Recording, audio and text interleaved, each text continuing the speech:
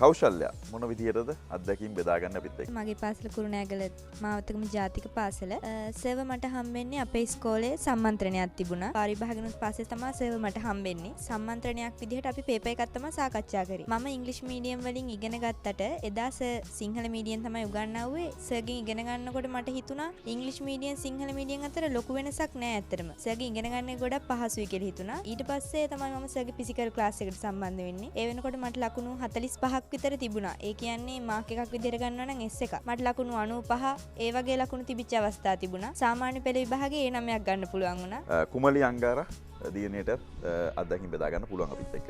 මම කුමලි අංගාරා. මගේ පදිංචිය කහතුඩුවේ. සර්ගේ ක්ලාස් එකට මම සම්බන්ධ වෙන්නේ ඔන්ලයින්. අම්මා Facebook එකෙන් තමයි සර්ව හොයලා දුන්නේ. සර්ගේ ක්ලාස් එකට මාසයක් විතර ගියාට පස්සේ මට තේරුණා මම මේ මෙච්චර සරල දේවල් නේද මාර සංකීර්ණ විදිහට අරන් තියෙන්නේ කියලා. සර්ගේ ක්ලාස් එකට එන්න කලින් මට ලකුණු 20ක් විතර තමයි තිබුණේ. සර්ගේ ක්ලාස් එකට ඇවිල්ලා 11 වසරේ දෙවෙනි වාරේ වගේ වෙනකොට ලකුණු 61ක් වෙනවා. එක වාරයක් ඇතුළත. O level වලට B එකක් තියෙනවා. ඔන්ලයින් කියලා නෑ. සර් ටයිමින් උනත් අපේ හැදුවා. සර්ට ගොඩක් ස්තුතියි අපි වෙනම් කරපු දේවල්. 10-11 වගේ වයසවල අයට සාමාන්‍ය පෙළ වෙනුවෙන් මොන වගේ විදියටද සකස් වෙන්නේ, මොන විදියට ප්‍රශ්න පත්‍ර සාකච්ඡා කරන්නේ? ડોක්ටර් 2016 තමයි අපේ මේ වකවානු යන පේපර් එක නිකුත් කරලා තියෙන්නේ. විභාග දෙපාර්තමේන්තුවෙන් නිකුත් කරලා තියෙන මොඩල් පේපර් එකක්, ආකෘති ප්‍රශ්න පත්‍රයක්.